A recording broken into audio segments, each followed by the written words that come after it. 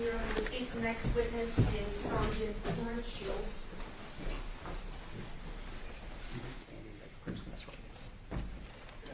Good afternoon. You solemnly swear or affirm the testimony you're about to give in this action shall be the truth, the whole truth, and nothing but the truth, so help you God? Yes, I do. Yes. Now, sir, could you please state your full name and then spell it for the record? My name is Forrest Shields, Forestshilds. Good afternoon, sir. Good afternoon. How are you employed? How am I employed with Yes, the City sir. of Henderson? I'm a police sergeant. How long have you worked as a police sergeant?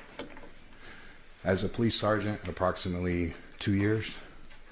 But as in law enforcement, years on our SWAT team, as a training coordinator, ATL on the team, assistant team leader. And then from there, I tested out and promoted to sergeant and went to patrol as a patrol sergeant. And currently I'm assigned to our police academy in charge of training all the new recruits that are coming into the department. That's an awesome responsibility, right? Yes. So then, turning your attention to August 7th, 2023, were you working as a patrol sergeant at that time? Patrol sergeant, yes. Okay. And what are some of the duties of a patrol sergeant? Well, patrol sergeants, they typically have approximately 10 patrol officers assigned to them, and you have a specific area of the city that you're responsible for. This was a North Area Command, and you basically monitoring calls that they're going on. The patrol officers are actively patrolling their areas, responding to 911, emergency, non-emergency calls. And if they need assistance from a supervisor, they'll call you to the scene. Supervisors also monitoring the radio. If you think there's a call that may be out of the ordinary and they may need assistance, you'll start heading that way. If there's any critical incidents, you're typically one of the first supervisors on scene to get it stabilized until a watch commander can come out and take over. So then, turning your attention to that date, was there sort of an out-of-the-ordinary scene that you responded to?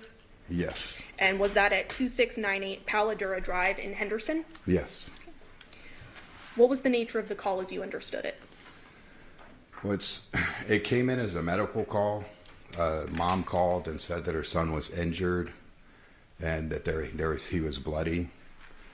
And I recall like the dispatchers tried giving CPR instructions, and just the mom stated, however she stated, that she refused. The call note said that she refused CPR because he had no neck or head, but there was a lot of blood. So it was a medical call, basically. We were responding to unknown medical call. Okay. So you respond to the address, is that right? Yes. And who was already there at the time? Do you know? The firefighters and one of my guys, Officer Cooper. I think there was a couple officers.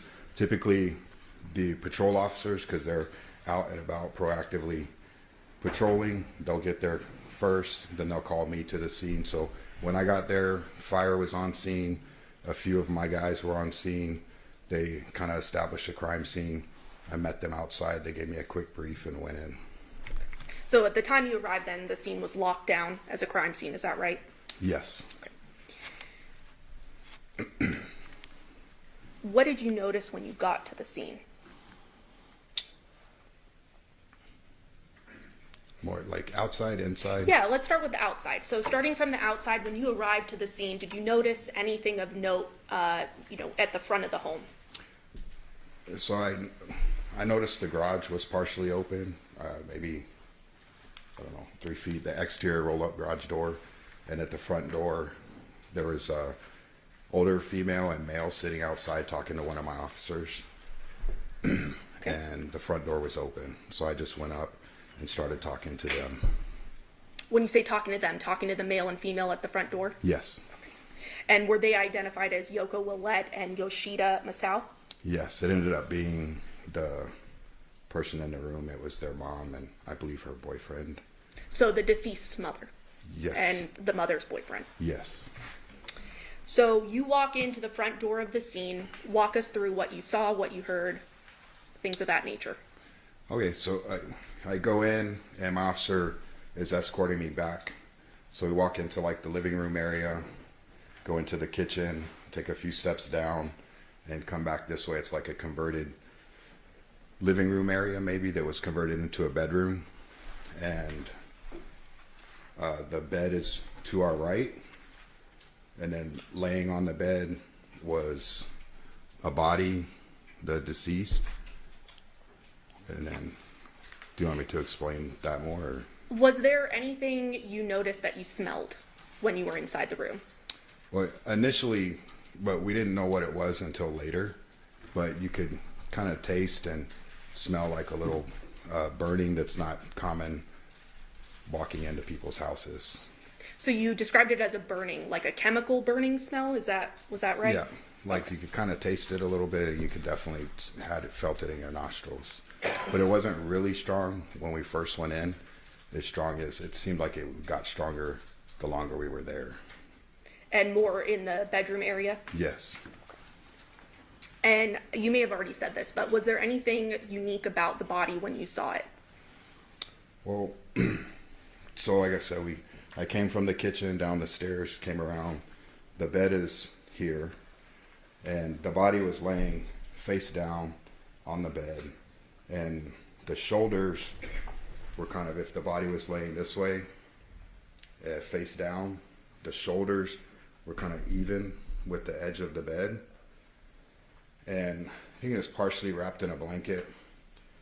And just things that I noticed, there didn't appear to be like signs of any struggle or anything. Like there wasn't a bunch messed up. It was just kind of laying there, like the arms weren't moved or anything. So it's pulled to the edge, and it just, in my mind, I thought, man, that was just a really clean cut, and then there was no head. Okay. And then Now you had mentioned the body was laying on the bed. Is that right? the body was laying on the bed, yes. And was it on the body's stomach? Yes, the on the person's stomach, stomach? laying face down. Yeah, the back was facing up. Okay. And where the head would have been off the bed. Is that right? Yes, like I said, the shoulders were kind of in line right with the edge of the bed. So the head would have been out here. Did you see any blood at the scene? I did see blood, but just from experience over the years, like you've seen people shot or stabbed or other lose a limb on a motorcycle accident or other type of trauma to the body, you would expect to see a lot more blood. And that was something that stuck in my head, is like, there's blood, but I would expect to see a lot more, especially under where the head would have been. Like, I don't know if like maybe something was put there or something to collect. It's what it appeared. Like maybe something was put there to collect the blood, because there was just what appeared to be not as much blood that you would imagine being there. So no blood spattering, things of that nature that you might Right. normally I remember there was blood on the mattress to the right of the body, and then a small, I mean, I don't know if that's small, I think there's a small amount of blood on the floor. And then, yeah, looking around, the wall wasn't very far away. You would expect to see some type of cast off, spatter, blood anywhere, but it was just, it appeared like a very clean scene, other than the body, the blood, the little blood. Now, the color of the blood, was it unusual? Yeah, typically, I mean, blood is pretty obvious, like we've all seen blood, but this one wasn't like the typical fresh red blood. It was more of like a black color. And that's not normal based on your training and experience from what you've seen with Based- bloody incidents. So, based on my experience and being at other crime scenes, with, you know, the time lapse, no, not common and not consistent with what I've seen in the past.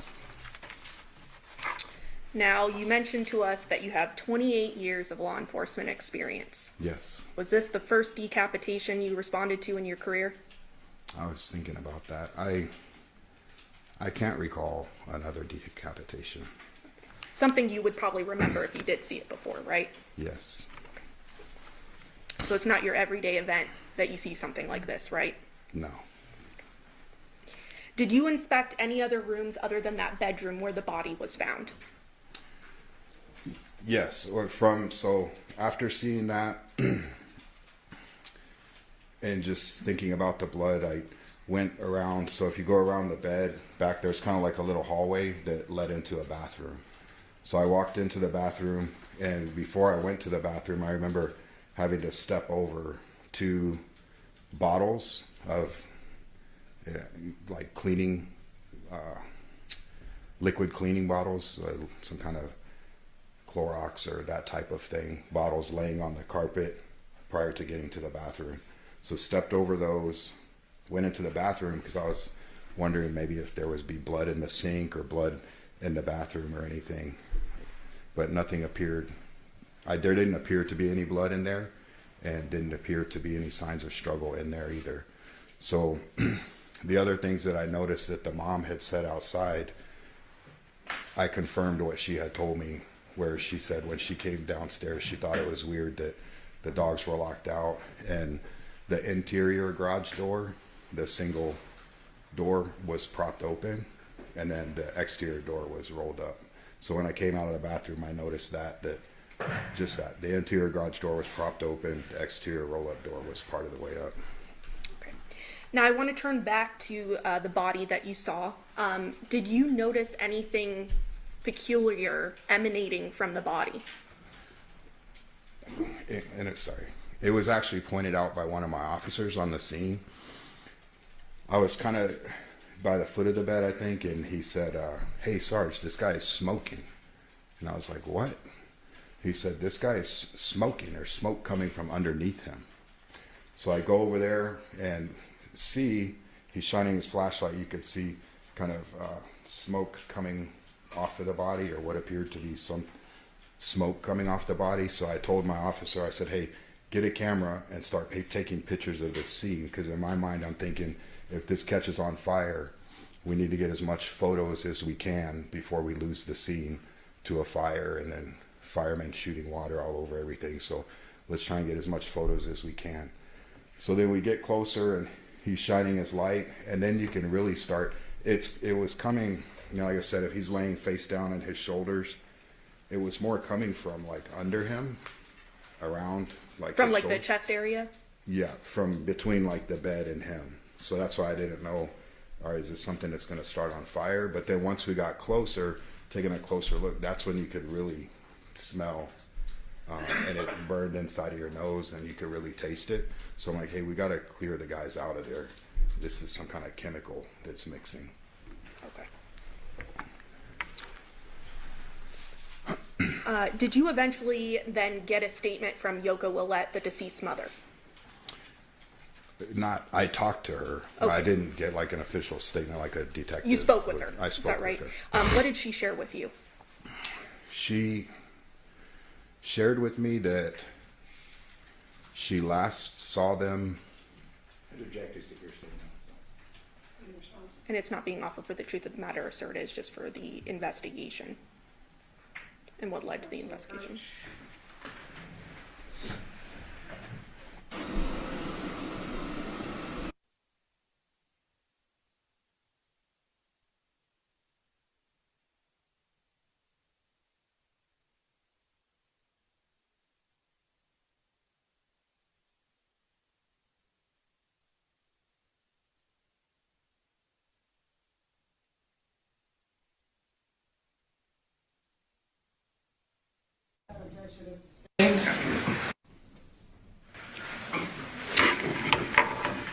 So after taking this statement or speaking with Yoko, Yes. and conducting that initial investigation, did you eventually call the lieutenant to come out?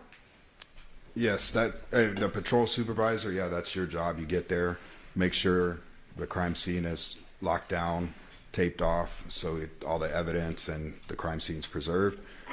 Then that's why I spoke to her to get a brief story, so I could report up my chain. So once I get the story, my guy's observations, the story from mom, I put that together. I call my watch commander, and then we make notifications to get detectives and crime scene to come out to the scene to hand over the investigation to them.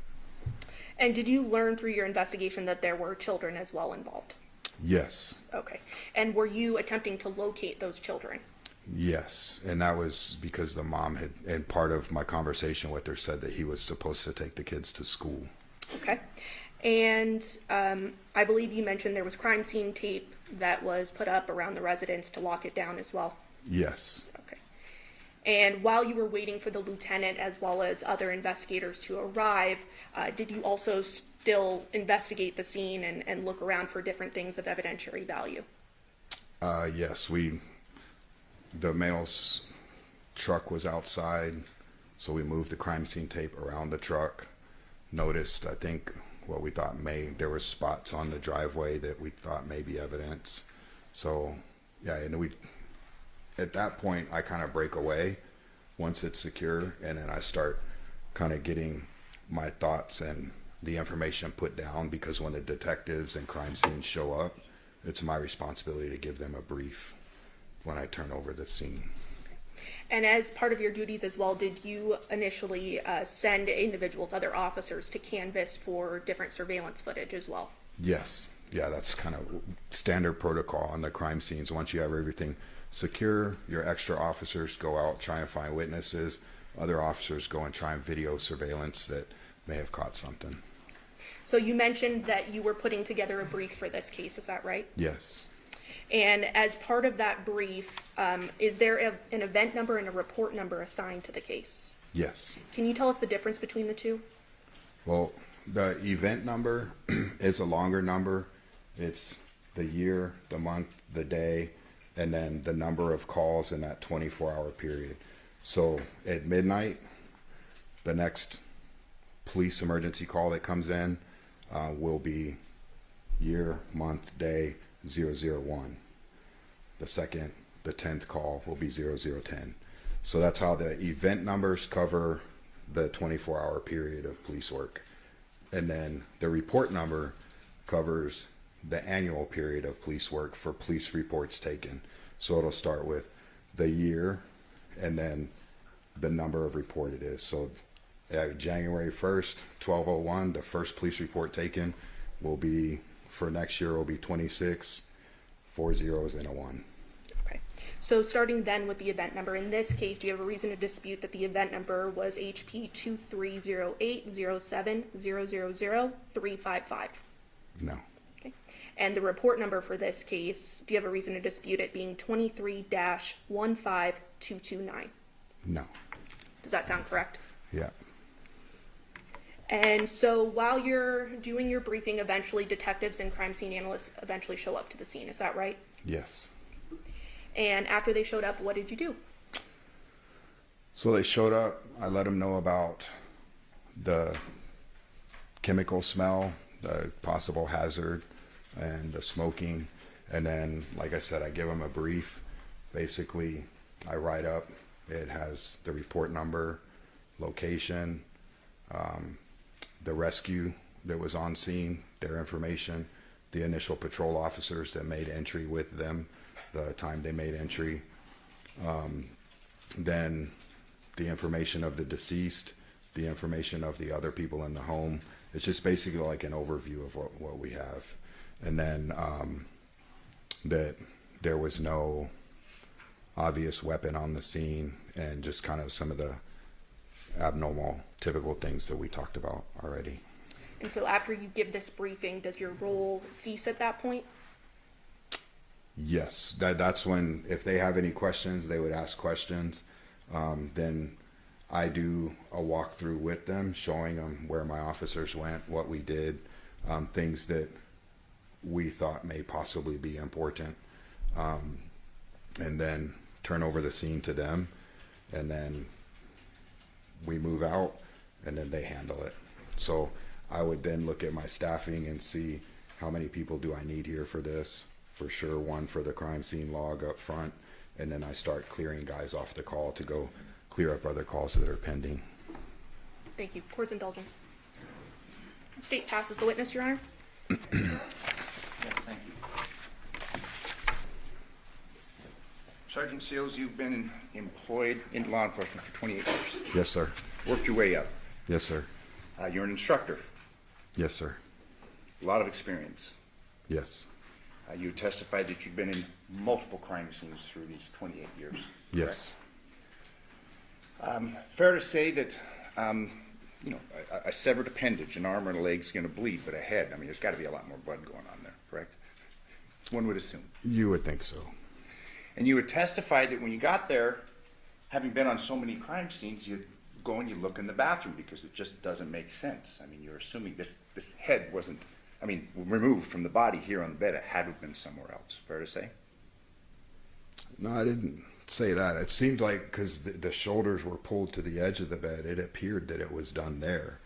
But I was looking to see, you know, because that, yeah, the shoulders pulled over here. It didn't appear that it was done somewhere else. But you said you went and looked in the bathroom, correct? Yeah, to see if there was like cleanup, signs of struggle or something. Blood? Yeah, blood from while washing your hands. Because I looked in the sink around the ring and didn't see anything that... Based upon the blood markings on the bed, it was clear the body had been moved. I can't say that. I don't... Okay. Can't give an opinion one way or the other? Well, the body was here. There was blood on the right side of the body. And like I said, directly under where the shoulders were, there was an area of blood like that. But I don't, yeah. But you testified things just didn't seem right, and that's why you went and you looked in the bathroom, correct? Yes. And, I mean, you'd agree with me, you talk about a bucket, I mean, that's just, you're speculating. I mean, you're hypothesizing, fair to say. Absolutely. And fair to say that you can't say. I mean, if something was wrong, so you went and you looked in the bathroom, correct? Based upon what you saw. Based on what I saw, like I said, that is speculation, but it's like what made sense with the way that the blood was, the body was, lack of blood on the thing, the shoulders lined up with the side. And part of me going into the bathroom also is just before I turn things over to detectives, I want to make sure that I checked everything in case they have questions for me. Fair enough. But again, you would have expected to have seen a lot more blood, correct? Had Yes. the head just been chopped off or sawed off or however removed there, correct? If they were alive at the time, you know, because typically when I have seen those injuries, if you're alive, your blood is pumping and it squirts. It's, you know, I've seen a guy cut his neck and it squirts. All over the place. Have you ever had any cases If they're where a alive. head, you ever had an experience though where a head's been cut off with a saw? Oh, people were dead. Not that I know of. Okay, so we don't know Yeah. then. Fair to say? Fair to But you say. went and looked in the bathroom, correct? Yes, sir. Thank you. No further questions. No further questions, Your Honor. Ladies and gentlemen, if you have any questions, please, witness, sir, you can write your question on a full sheet of paper with your name and your juror number. Can counsel approach? Yes, ma'am. Judge. In speaking to the homeowners, Yoko, were the dogs hers or the victim? Did she tell you? The only thing, the direct answer to your question is, I don't know whose they were. Okay. Was it no? Did she tell you if it was normal for them to be locked out based on your conversation with Yoko? She said it was abnormal. Okay. State any follow-up based on the juror question? No, Your Honor. Defense? No, Your Honor, thank you. Okay. Ladies and gentlemen, jury, have any further questions for this witness? Okay, seeing no response, sir, you are excused. Thank you very much for your testimony here today. Thank you.